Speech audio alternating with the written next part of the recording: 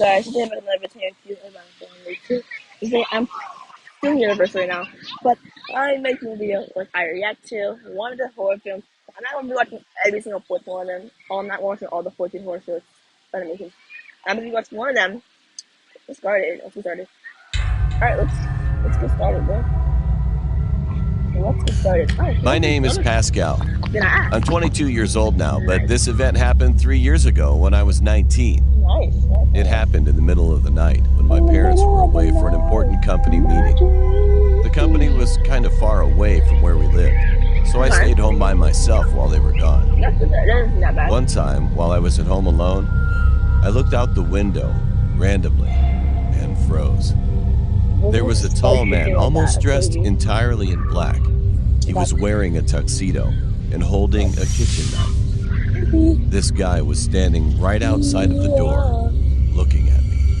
He wasn't laughing at all, and his head was twitching continuously. "Sir, please get off our property, otherwise I'll call the police." I opened the window and told him.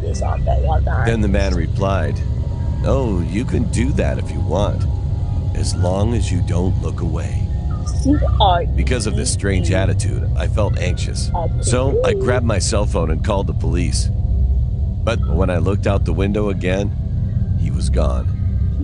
At that very moment, I heard footsteps coming from downstairs. I suddenly remembered that I forgot to lock my garden door. You got messed up. How did you get in the garden in the first place? How the heck did you get all the way in the back of the garden? But you really did messed up. How'd you lock the doors? So it was still open. I thought I was gonna die at first. But then I pulled myself together. I got my bat and looked down the stairs, slowly, trying not to make a sound. There he was. He was just staring at me. He didn't move, but said, "I told you not to look away." A few moments later, we heard sirens.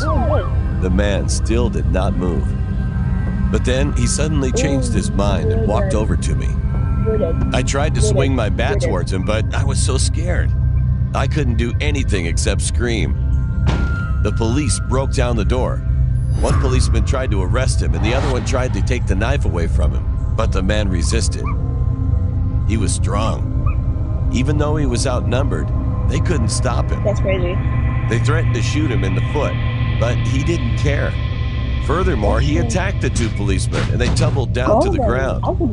I ran to one of the rooms and slammed the door shut, but he kicked in the door. When the door opened, I could see his face, and I will never, ever forget that moment. However, at that very moment, the police caught up to him and shot his foot. The guy started screaming in pain. Shortly after that, he managed to jump outside of a window and disappeared.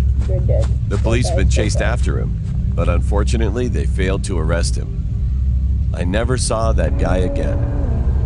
I'm glad that I survived that incident, but I also feel nervous that he'll come to my house again.